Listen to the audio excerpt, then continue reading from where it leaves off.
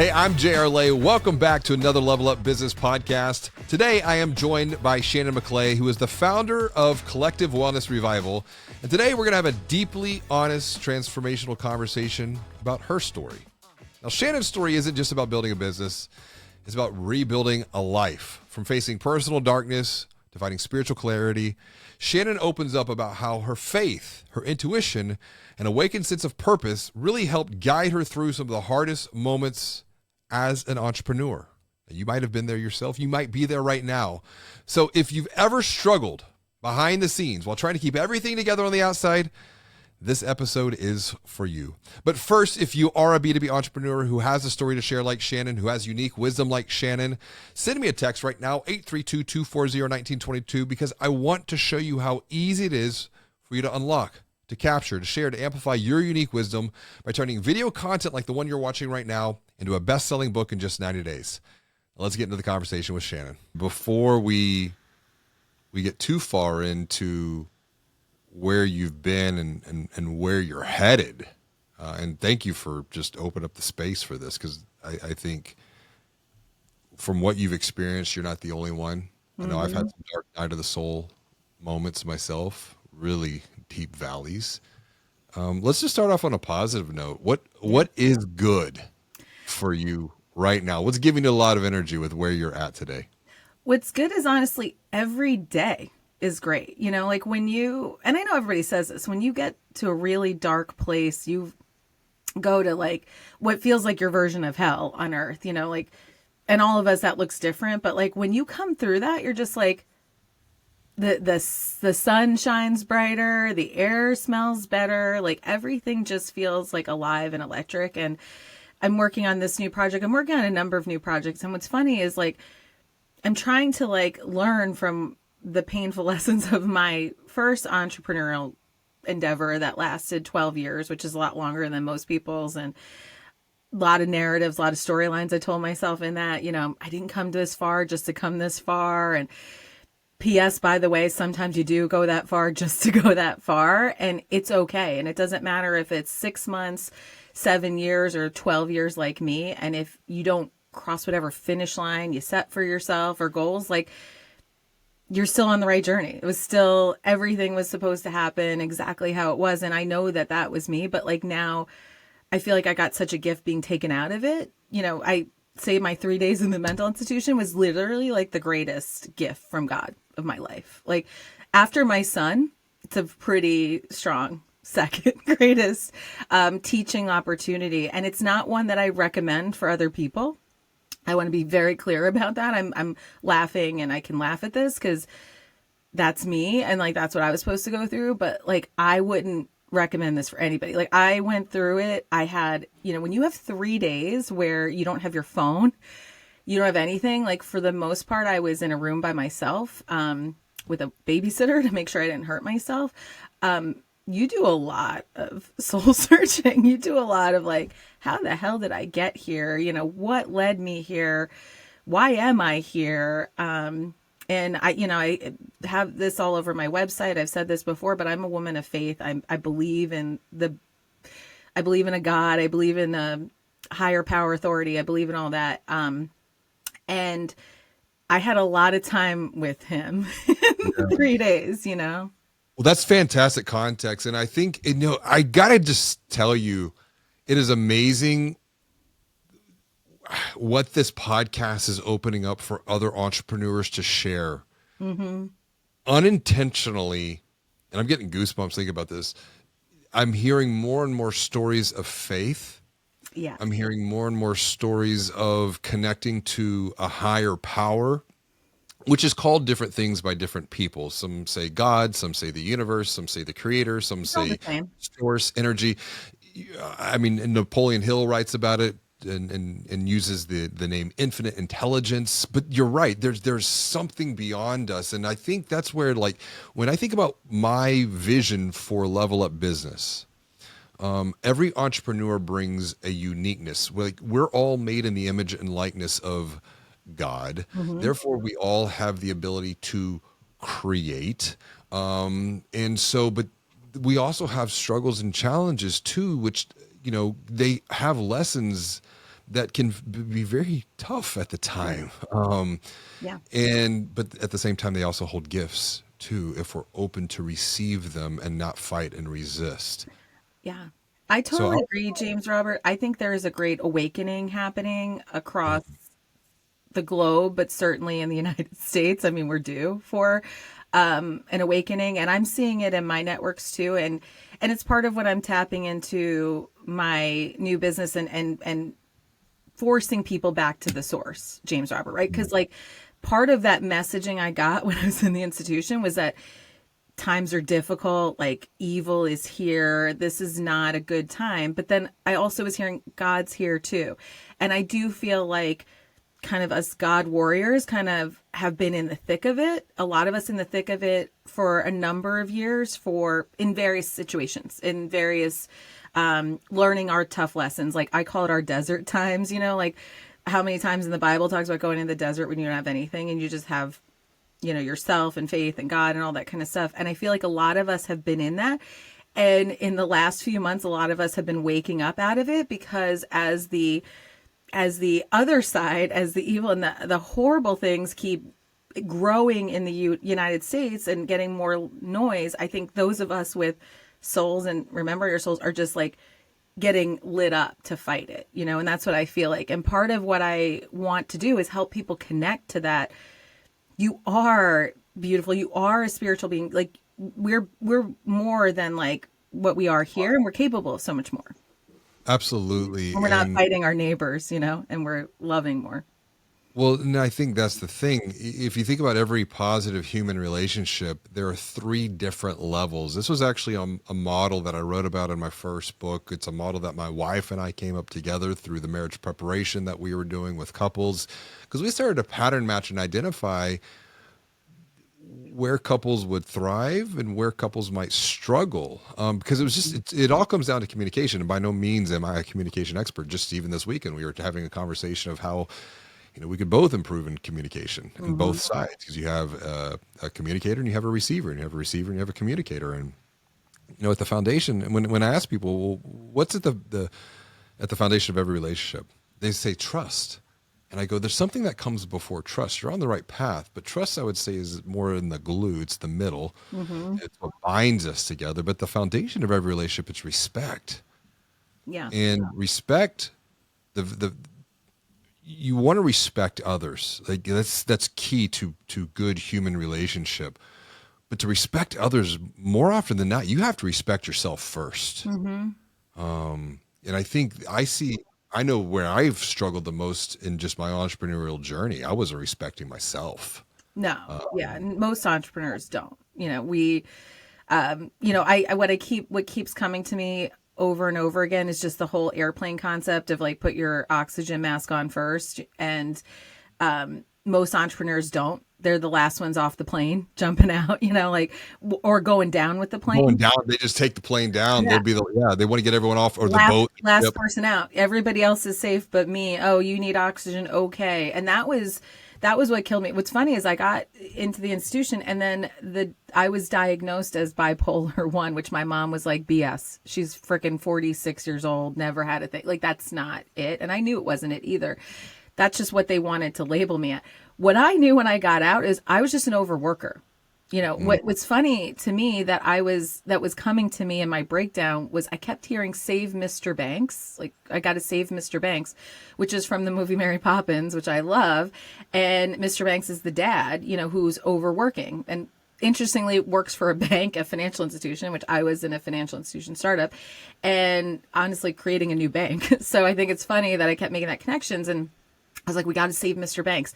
And all I kept feeling was that we're giving too much to work and not enough to our kids, to ourselves, to our families, to everything else. Like the work, when you talk about work-life balance, a founder doesn't have that. There's no balance. It's work is 90% and the rest is for everybody else. And I had 2 people in my life who were super supportive. My son and my husband were both like, we get this. It's your vision. It's your baby. We support you. So they weren't going to stop me. Honestly, the universe, God had to take me out of it because I wasn't going to. And that's what I had to realize is that at the end of the day, it's just work. At the end of the day, even though we feel as founders, as CEOs, we feel like because we birthed this company, it feels like a child. We give it that much energy. It's got our identity like a child does. We talk about it like legacy, like a child. Like part of the book I'm writing is talking about this. That's part of the issue for founders is that we do feel like our startups are children. At the end of the day, they're just freaking businesses. It's just work, right? It's just work in a different form. And we give it so much of our energy.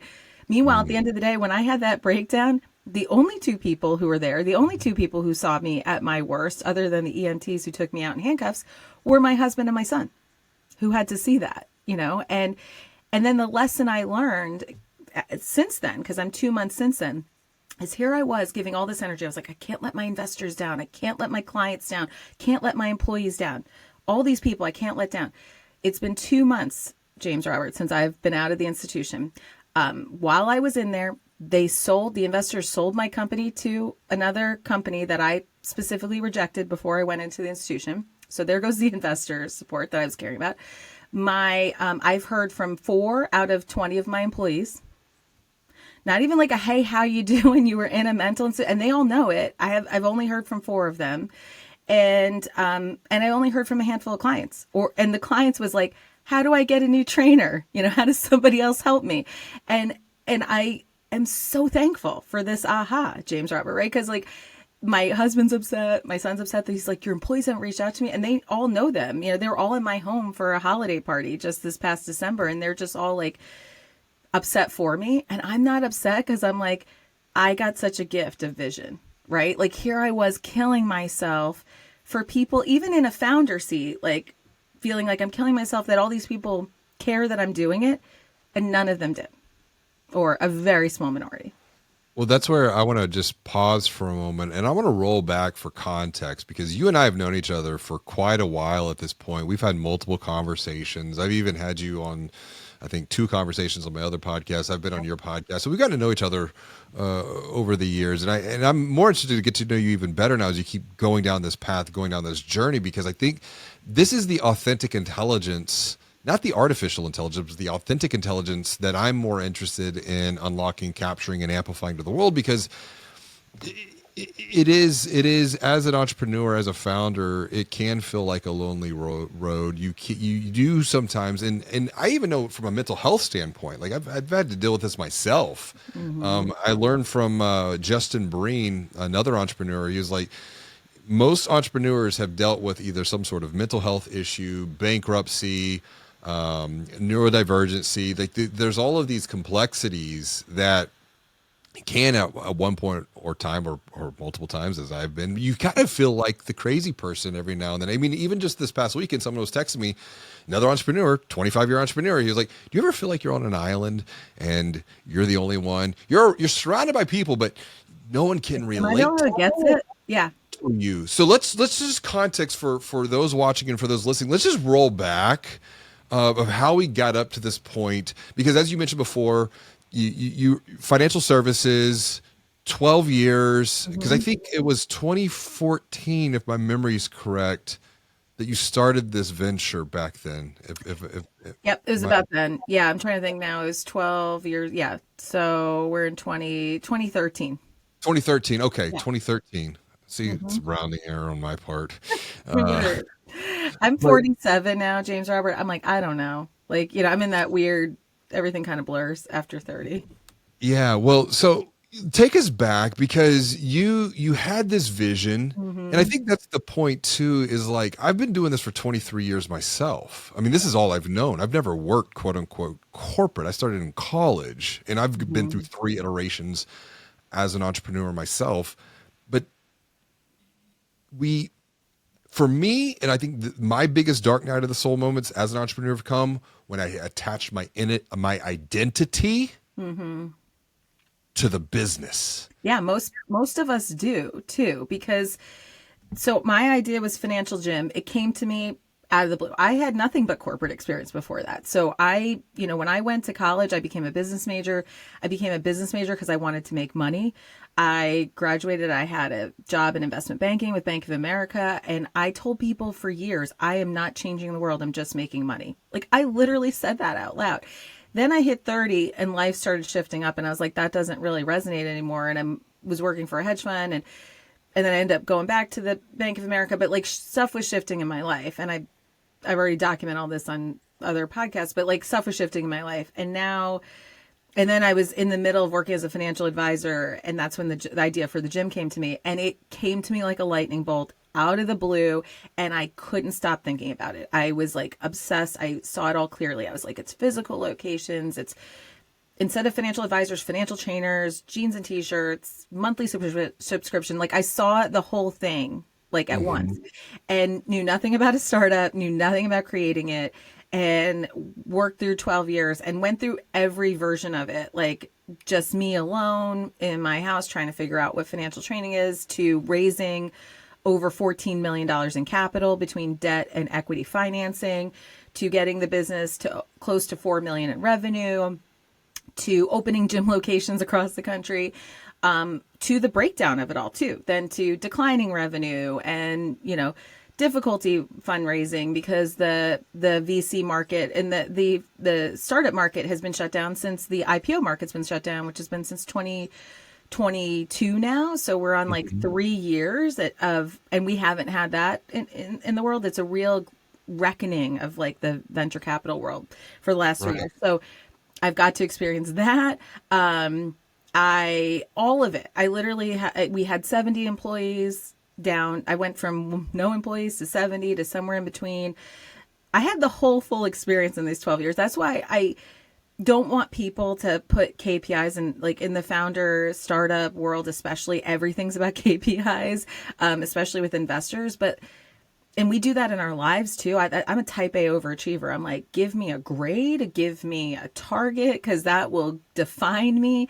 And what I'm seeing so clearly now is that it's all BS, right? Like, who cares about the KPIs? What I keep sitting with, James Robert, is like, why do we have to have deadlines? Like, why did this product release have to happen in September so that we like stressed out all of our employees and worked ourselves ragged for what, and so many of these things are just like clear to me now of like the silliness of it all. But like when you're in the middle of it and you're in the thick of it, you're like, this is what I have to do. And I did all of it, and I still had to walk away from my business. And I walked away with $134,000 of personal debt.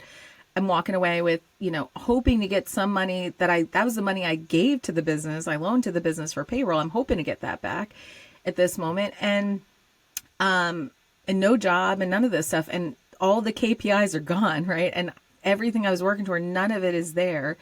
They sold the company. I'm not there. Company's going on to live a whole other existence. And here I am and sitting with what now? And what I'm so excited about is I feel like I'm sitting in so much power right now. Like most people, like looking at my KPIs are like, most people want to feel bad for me, and when I posted this on LinkedIn and my social media, I literally said, please do not feel bad for me because all of this happened for me. Like I truly feel like it happened for me, but I had to go through all of it. I've been through, like we talk about dark periods, like my first suicidal ideology started happening 2 years ago. Like, I've been in and talk about mental health. When you just Google mental health and founders, the numbers are atrocious and everybody knows it, meaning the investors know it, like, the teams know it, and nobody's fixing it. And that's part of the work I want to do in this next chapter too, is like, there's no reason why 90% of companies need to fail.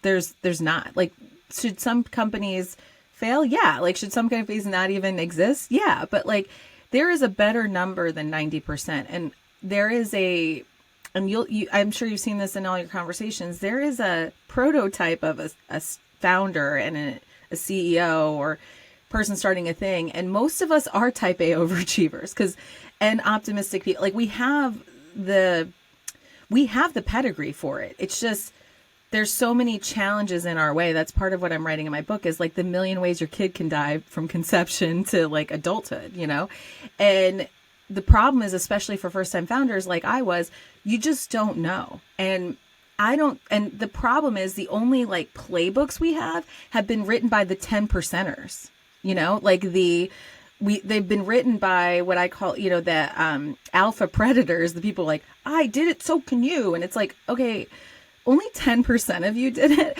Like, if I heard one more time, James Robert, that I just had to put in more time, I wasn't hustling enough, I'm like, F you. I hustled my butt off. Don't tell me I didn't. And I think that's a great point, because if I go back over my journey, and I want to maybe even go into another area of your life, if you want to go to this place, because the external validation seeking that I was getting, I was seeking external validation. A lot of that was because of just childhood stuff. But the toll that took on the relationships closest to me, I mean, it took us up to the brink of divorce.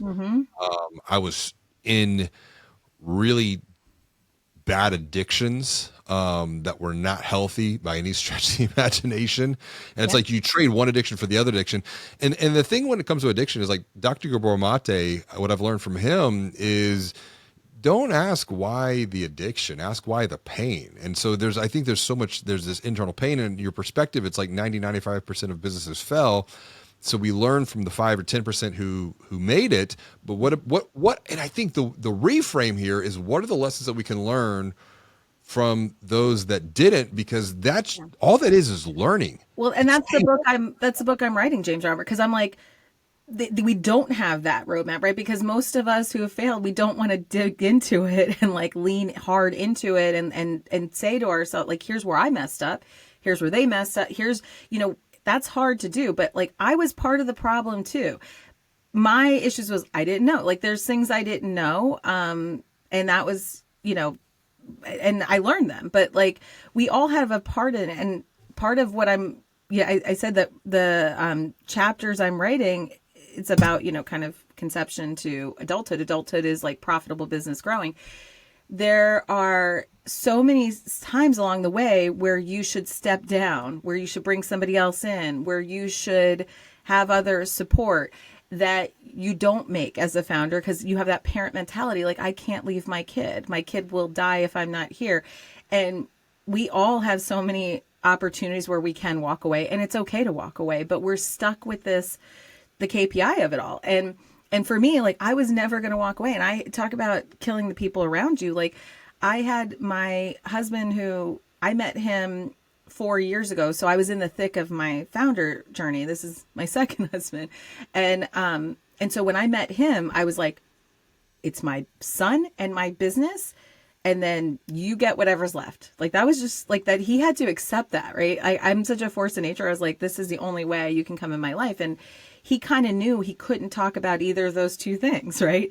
And I was making work that, like, I was giving work the same billing of energy as my kid. Like, that's just wrong. But when you talk about addictions, like, I was talking to him about this recently. I was like, what do you think are my addictions, like, that I need to like work through? And he's like, work. Like, work was my addiction. KPIs were my addiction. Like, success was my addiction. And I've had multiple people tell me that over the years. They're like, you're not, like, my first marriage, when that was going off the rails, I hunkered down into work. And I had a life coach tell me, why are you doing this? And I said, because I can't control people. Or I think he helped me identify it. He's like, because you can't control your husband, you can't control your 3-year-old son, but you can control work. So I just kept going into work and getting all the results and KPIs I wanted. Meanwhile, I was just killing myself on the inside. I felt like the, picture of Dorian Gray. Like, on the outside, I'm in meetings with my employees. I'm like, hey guys, it's great. At night, I was getting stoned and drinking and just like numbing myself to try to get through the week. That was what I was at the end. On the outside, I looked normal. On the inside, I was dying. That workaholism. I mean, that's what, people call it the respectable addiction. Yeah. But then it's like we show up, we give all our energy to the work, the business, and then at the end of the day, we have nothing left. So we go and we numb out. Yep. The people closest to us get the leftovers, if there are any leftovers for that matter. Yeah. And then I mean, I've had coaches and mentors, and one specifically, he was like, "You want to change the world? Start working on yourself." Because Yeah. I never did any personal development. I never did I just was just so focused on the quote unquote the grind, the Yeah. hustle culture, and I think the hustle culture was the biggest lie that was ever sold, 1000%. because then you're left with nothing at the end of the day, and whether or not the business makes it or not, you're still left with nothing. Yeah.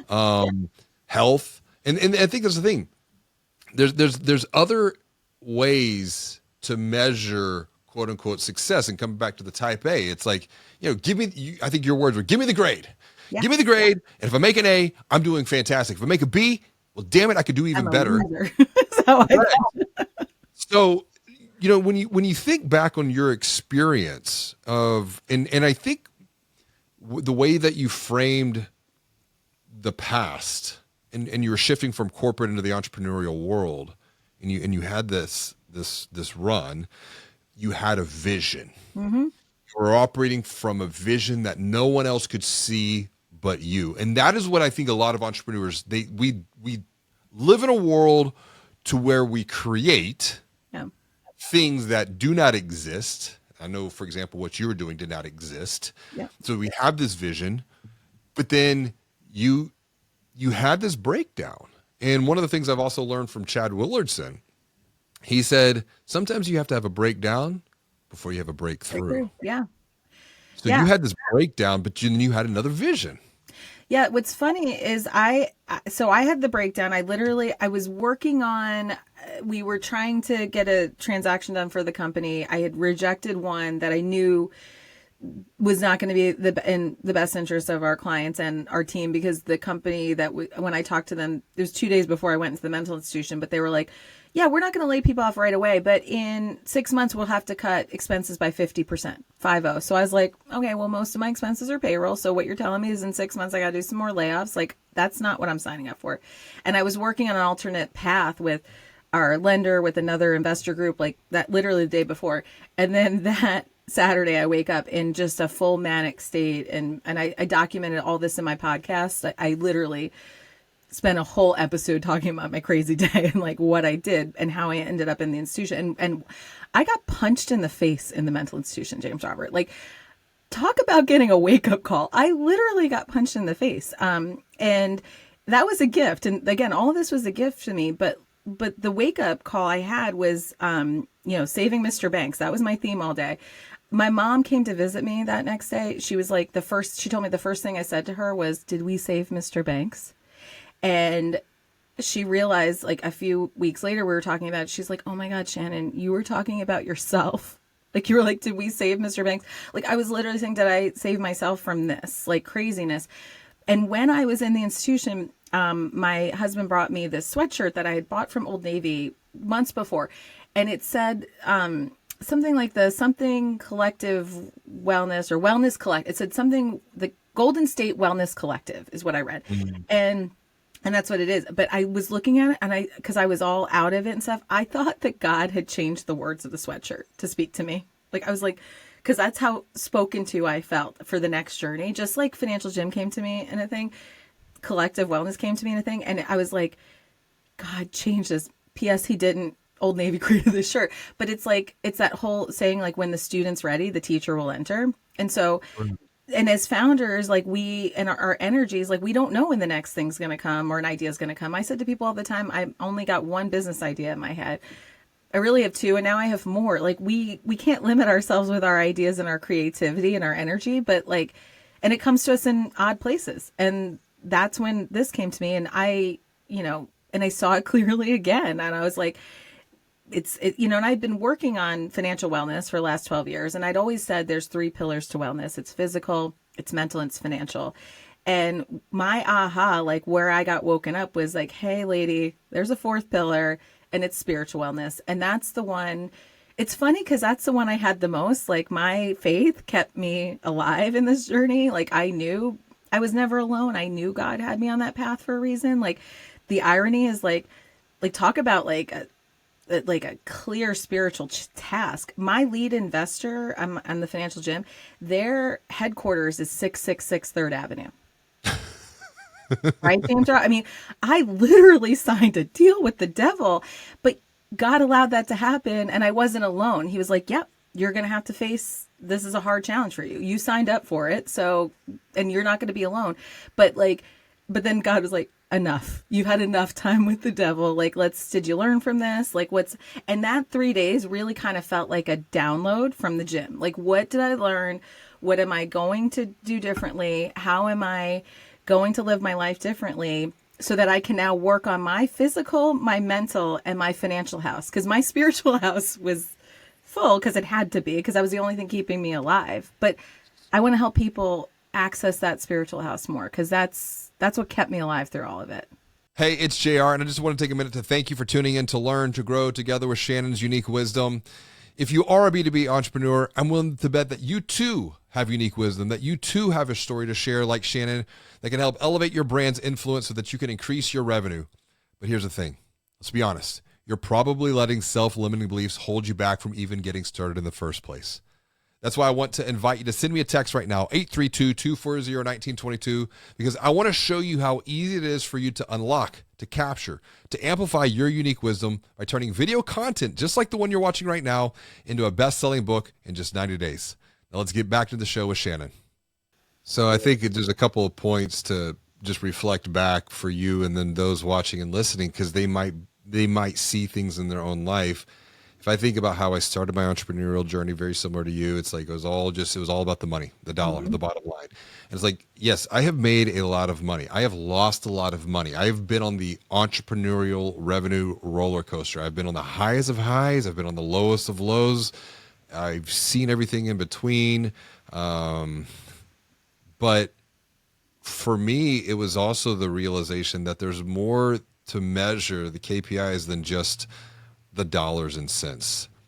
And so what I've done is I've reframed, there are the 5 dimensions of wealth and well-being. There is, and it starts with the spiritual well-being, then the physical well-being, then the mental, then the relational, then the financial. Yeah.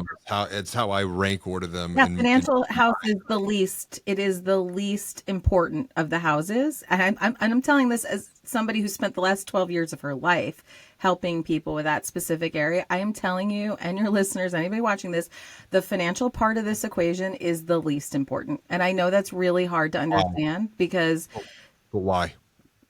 Because everything we do financially is fixable. Everything we do is fixable. The financial part is easy to fix. A bankruptcy, I mean, it's not easy, but a bankruptcy is fixable. I have got $134,000 of debt. What I've done is I've manifested. I know what I need to make. I know how to pay it off. And, and I'm putting the pieces in place. Like, I've been fixing money problems for 12 years.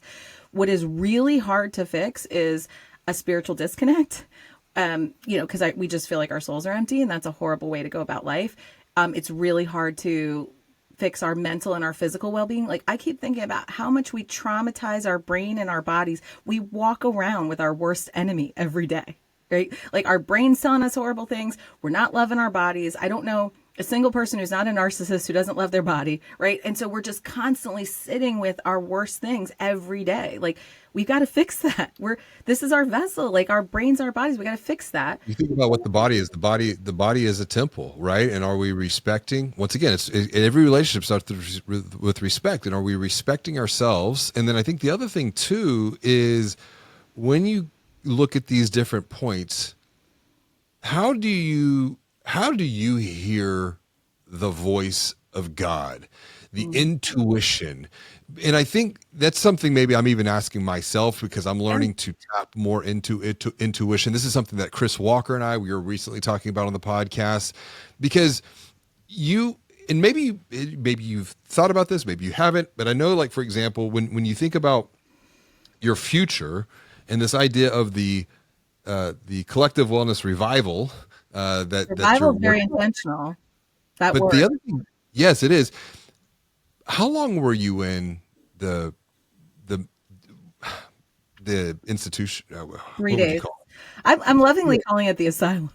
The asylum. So 3 days. 3 days. Yeah. 3 days. Yeah. I mean, there is an archetypal narrative here of death and rebirth. 3 days in the tomb, if you will. Oh, yeah. And then you come out on the other side. Yeah. And I know like the idea of transformation, I mean, butterflies is part of the branding here. So it's almost like you've had a very traumatic experience, you could say, of the entrepreneurial journey. Like you said, you've seen all the different angles of it. Now you're coming out on the other side, and you're taking that and you're transforming it into your next level. How do you do that? Because not everyone navigates that. Yeah. Some people just go the complete opposite way. Some people go back. I mean, Yeah. once again, how are you getting your intuition connecting back with God and getting the peace that surpasses all understanding to continue to move forward? Because you even said, like, I was suicidal in some of these cases here. It's understanding that our spiritual practice is just like all the other practices in our life, right? It takes practice. And for me, when I wasn't hitting my KPIs in all those dark times of the gym journey, I kept connecting back to God and feeling like, and what it is, and this is, I think, the piece that people miss, like, it's God and it's the Holy Spirit, right? And so, you know, when he said, I'm leaving, the funny thing, you bring up the 3 days, James Robert, literally the week before I went into the asylum, because I was definitely breaking down. The week before, I literally said to my husband, I was like, do you think that Jesus really died, or he was just really tired and like his friends took him away and cared for him and he came back rested and they were like, you're a new guy, Jesus. We don't even recognize you. Like, I literally said that right before I went in, and then I go in and I felt like I was coming out of the tomb. I tell people that I sprouted a butterfly wing coming out of there. I'm still working on my second wing. I got to help people, like, you know, find their spirituality. That's how I'll earn my second wing. But the transformation process is so painful. But the point is, with the spirit guides, I just trusted. Like, I felt like my grandmother was with me the whole time. I felt like my grandfather. Like, I would speak to the people who passed, like, you know, have conversations with them at night when I was like, I don't know what to do next. Like, I would speak to them and I felt like they were there with me. And the more you speak to them, the more you realize, and then you just realize that people are coming to you when you ask for people to come to you in a particularly difficult week. A year ago at the gym, we were having to fight with our investors to fund the company. It was a Monday, and we were $50,000 short of payroll. I put $50,000 in, or we were $35,000 short. I put my last $50,000 I had to make sure my employees would get paid. Payroll was coming out that night. All of our investors, our lender, everybody who had a lot of money was like, you're on your own. I call one of my first investors and I was like, I don't know what to do. Like, is this the end? I don't know what happens when payroll doesn't. We've been like a week away from missing payroll. We haven't been like hours away from it. And he hangs up. He's like, hold on, I'm going to go find you the money. He hangs up. He calls me back. He's like, what are your wire instructions? I got you the $35,000. And I was like, Bob, I don't even know what to say. And he's like, don't thank me. Jesus told me to do it. And I was like, okay. And then 2 days later, a friend of mine's like, I just want to, can we meet? Can we chat? I was like, yeah, we have a call. She starts praying. She starts reading this Bible verse, and I'm crying, James, because it was like everything I was feeling. It was like, Lord, give her the strength to the enemies are at her gate, blah, blah, blah. And I was like crying, and I was like, how did you know? And she's like, God told me to reach out to you. And then the next week I had a meeting with a credit union person who happened to be a minister. And he's like, I'm telling him my journey. And he's like, can I pray for you? I'm really feeling called to pray for you right now. So 3 times in a week after like a hellish experience, I got told God was sending me things. Like, now I've been on the path and working on my spiritual wellness for a long time, right? So I was like, of course God sent me people, you know, but I think people need to realize that God is there. Like, God is ever present. The universe is ever present. It is everywhere. So you can tap into it. You can tap into the source at any moment. It's always there, ready for you to tap in, number 1. 2, you have spirit guides. You have a personal connection to the source that is there that you can speak to. Like, my spirit guides come to me in music. I'm always like, I have songs of people that I don't, my husband's wife passed away a few years ago, and they were together for 30 years before that. He felt like his life ended when she died. P.S. He's got a whole other life, and so do his kids. And the song that we relate to her is Africa, from Toto. Love that song. It will come on like all the time on my birthday. Like, Africa would come on, and like, or we'll be with her kids. I'm like, your mom's here, and they're like, she's here. You know, like. We have connections, we're speaking, and that's part of the work I want to do at Collective Wellness Revival is like bring people back to the spirituality. Like, we are part of a bigger thing. Like, we're protected by a bigger source and energy. Like, the hard crap of earth is just temporary. Like, and so we're just here to kind of master it, but we have support. And I've been flexing that muscle for a long time, and it fully got flexed like in the institution. And what God said to me, you know, or like I felt, was just like, you got to leave, and I'm sending you over here, and you're going to go out. Like when I wrote that post, most people wouldn't have done that. Right. But I was like, who can hurt me? Right. Like, who can hurt me if I answer to a higher being? You can't. And so we just, I think it's work we haven't been doing for a long time, most of us, because honestly, the church has killed our spirituality. Like, whether it's the Catholic Church, the Christian church. I have a friend right now who is in a church in North Carolina, and I feel like she's totally in a cult. And I helped her find this church 20 years ago. And that churches have become not a safe space, right? So people aren't going to church. We're not taught that Christianity's got a bad rap in this country, right? Because most people aren't practicing that way. And so I want to bring that back. I want to bring these conversations back. And, you know, we have hard days, hard times. Egg prices suck. Our neighbors are not like the nicest people. But if we can connect back with our greater purpose and that we're tied to something bigger, all the other stuff is silly. The money stuff is silly. The stuff we were giving so much energy to really doesn't matter at the end of the day. Well, here's the thing, you know, when you look at all the churches, regardless of the denomination, everyone has its conflict. But if we go back to what Jesus said, he said, where there are two or three are gathered in my name, I am there. That's the foundation of how the church was started. That passage. In the home, it starts with conversations like this. Mm-hmm. You know, yes, you can find and grow and build that community, and I think that's an important part of this, because it's very hard, especially when you think about the entrepreneurial journey. It's hard to do it alone. That's one of the reasons I'm so grateful for being involved and being a member of different entrepreneurial communities. Yeah. And then now I'm involved in a community that has, I would say, everyone comes from a different faith background, but there's a shared understanding in that, yes, there is a higher power that is beyond us. And I think, too, that's another thing. It's like, well, you mentioned fear. It's, well, what should I be afraid of? What are we afraid of?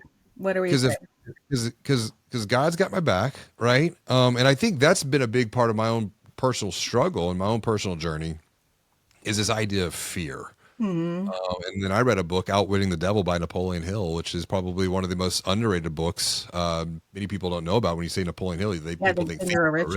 He was a deeply spiritual guy. And let me tell you, he called in a lot of things in his writing, even in Think and Grow Rich, about talking about not letting sex get in your way. I was like, what does that mean? And it's transmutation. And it's true. Yeah. It's like you finding the right partner to your relational, like, the importance of that over money. Same thing. It's like, you know, and I always say, like, yeah, what are we afraid of? Part of my early days of my gym journey, one of those friends, that woman who called me to pray for me, like, she was a friend I touched base with, and I was complaining about running out of money and, you know, what do I do? And she said, Shannon, when have you ever been without? And that was like a light bulb moment. I was like, yeah, and that's what we're afraid of, being without, but we've never gotten there, right? We're scared of 6 weeks. Because I told her, I was like, well, in 6 weeks, I'm going to be out of money. She's like, 6 weeks hasn't happened yet. Do you know Dr. David Hawkins by any chance? Mm-mm. I'll send you some stuff on his work. But one of the things that he has helped me understand, and he has passed, but I think that's kind of the neat thing when you get into things like the internet and YouTube. I mean, I'm watching videos that he did from like 2006, and such a great person. But he said, like, everything comes, like, it's the fear of death is typically what we're afraid of. It's a great example. It's like, well, we're 6 weeks away from money. Okay, well, then we're going to lose everything. Well, what's everything? Oh, I'm going to lose my house. I'm going to lose, my ability to feed my family. So then I'm Right. going to die. It's like, so everything starts moving down to this, like if you take all fear of rejection, fear of the unknown, fear of change, fear of failure, like fear of everything, we can tie it. But here's like, why But are we then, afraid to die? well, and that's the key. That is the main key, James Robert, is not fearing death, right? Because like that's once you really relinquish that. And years ago, I read a book about from a Buddhist monk, and it helped me kind of like process the death. I've had a lot of death in my life since I was 10 years old. People around me dying, and That's interesting. up Me until too. I read that book, I struggled with it. And then you realize life is part of death and all that stuff. And then really believing in that the energy's still here. So like our spirit guides are still with us. They're not far. And the more I've talked to them, the more they're here. And I'm like, I still feel strongly connected to them. It's great. But what I tell people, like when people dying now, I'm like, they're winning. They won the freaking lottery. Because if you believe that there's something greater like I do, then all of this is like Earth is the hard life lesson that our souls chose. Like we were like our souls chose to like go through some hard stuff. Like the other parts of the whatever the universe, that's like light and easy, but like Earth is tough. And so we chose to do this, but like when we go somewhere greater. Like so if you don't believe that, then you have a tough life here. And that's why people give so much energy to here and to the earthly stuff, because that's all they know. But it's like if you truly believe like I do, and I know you hear it before, like reincarnation, we're coming back, it's like there's something greater out there. And so I'm not afraid of death. I think that's a gift. And people who die now, I'm like, I'm happy for them. I really believe in the soul party, because I'm like, you are winning. Like, you don't have to like see this tweet or deal with this ugly person and all this stuff. And, but I also do believe, like, I literally heard this morning, the song Heaven is a Place on Earth. I'm an 80s girl, so I'm here for all the 80s music. And I keep thinking about that song, Heaven is a Place on Earth. I believe we have the ability to do that. We're in a very transformative time. And I'm like, I do think we can do something greater here. We're in this inflection point. We're either going downhill or we're changing things. And I'm like, I personally like to put my energy toward believing we're the new earth builders. And that's what I want to be a part of. Here's the thing. You mentioned this idea of burden, which recalled another conversation that I had with Ben Ward. And he had brought up a perspective about, for my yoke is easy and my burden is light. And I thought it was very interesting because you think about light, for my burden is light. Mm-hmm. You think about light as a weight, but also my burden is light. Like it provides a path. It provides illumination. And if you think about this idea, yeah, Earth, it's hard. Entrepreneurship is hard. But if you come back here and read the words of Jesus, he said, come to me, all who are weary and burdened, and I will give you rest. Yeah. You talked about rest before. Take my yoke upon you and learn from me, for I am gentle and humble in heart. You will find rest for your souls, for my yoke is easy and my burden is light. Yeah. So He's not calling on us to have this. We are not called to live the lives we are creating. Like we are not called, like part of what I want to create in this new world is like, and the new companies I want to help and support is like concept of like more time not working, right? Like the saving the Mr. Banks of it all is like, I feel very strongly compelled to do, because we just given so much energy to the work of it all. Meanwhile, the work that we have to do here is more in ourselves, our relationships, like how we're, solving for generational trauma, like addiction issue. Like there's other work we have to do, and it's not work. Like, it's like work is the money part of it is the least important part of all this. Well, I really appreciate you coming on, having this conversation, sharing a very unique perspective that if just one person hears this, just one, and it makes a positive impact on their own entrepreneurial journey, Yeah. we have done. That's all I want to do. I don't Exactly want, right. I have a thesis that we're all just one bad day away from being me, taken out of our home pantsless and handcuffs, right? So my mission, where I got so much from that experience, I'm hoping to share with people so they don't have to go through the 3 days, because it's not good. Going to a mental institution is not the best place to recover. So my work is to help people help themselves before that happens. If someone wants to connect with you and continue the conversation that we've been having, learn more about the work that you're doing, what's the best way for them to reach out and say hello to you? CollectiveWellnessRevival.com and Collective Wellness Revival on all the social channels. We're just starting the social channels going. The podcast is launching on June 2nd, where I'm super excited, just like you're excited about your new podcast energy, James Robert. Like the conversations I'm having on the CWR podcast are like next level. I want to have you come on there too. It's just just like I literally did a whole episode on like, what do we do to help people? Because I said my husband and son know where to bury my ashes. Like they know that I have a DNR. Like they didn't know what to do when I had a mental health breakdown. Like, we're calling it the DNC plan, like the do not commit plan. Like how do you even have those conversations? Because we don't even think we need those, but maybe we do. And how do we care for ourselves mentally? I did a whole episode with a therapist on that. And like, just knowing to call 988 versus 911. I didn't know that. No one knew that. Like, you get a mental health expert instead of the police show up for a wellness check. So many things, but like, I definitely am laying out my story very transparently. I'm here for the authenticness as well, James Robert. I'm tired of the phoniness of it all. It's just like, we've been wearing those masks for too long. It's tired. Once again, the truth will set you free. And the hardest person to tell the truth to sometimes as an entrepreneur is the person staring back at you in the mirror. But when you start telling that person yourself the truth, the good, the bad, the ugly, and just accepting it for what it is, yep. You tell the truth will set you free. All transformation starts by telling the truth. So thank you, Shannon, for joining and sharing the truth and your authentic intelligence today. I really appreciate it. Cheers. I want to thank you again for taking time to tune in, to learn, to grow, to level up together with Shannon and her unique wisdom. If you are a B2B entrepreneur who is ready to elevate your brand's influence so that you can increase your revenue, send me a text right now, 832-240-1922. That's because I want to show you how quick and easy it is for you to unlock, to capture, to amplify your unique wisdom by turning video content just like the one you're watching right now into a best-selling book in just 90 days.